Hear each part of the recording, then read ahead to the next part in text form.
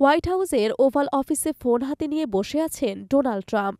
সময় পেরিয়ে যাচ্ছে, কিন্তু ওপার থেকে কোনো সাড়া নেই।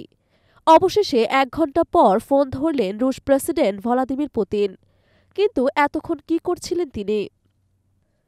সেই প্রশ্নের উত্তর মেলে মস্কোয় এক সম্মেলনের ভিডিও ফুটেজে। সেখানে একগুচ্ছ শিল্পপতির মাঝে হাসতে হাসতে সময় কাটাচ্ছিলেন পুতিন। ঠিক ৪টায় ট্রাম্পের সঙ্গে কথা বলার কথা ছিল তার, কিন্তু সেটাকে তোয়াক্কা না করে তিনি দিব্যি আলোচনায় মগ্ন। একসময় মঞ্চের সঞ্চালক সময়ের কথা মনে করিয়ে দিয়ে পুতিন কেবল হেসে কাঁধ ঝাঁকান, যেন তিনি জানেন কে আসল শক্তিধর।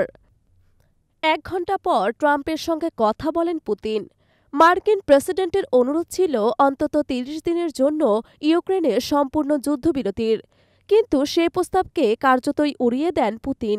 তিনি কেবল প্রতিশ্রুতি দেন যে ইউক্রেনের জ্বালানি অবকাঠামোর ওপর আক্রমণ আপাতত বন্ধ থাকবে।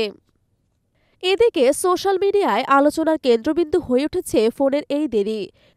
ট্রাম্পের প্রতি পুতিনের এই আচরণকে কেউ বলছেন কৌশলী অপমান, কেউ বলছেন ক্লাসিক পুতিন পাওয়ার প্লে।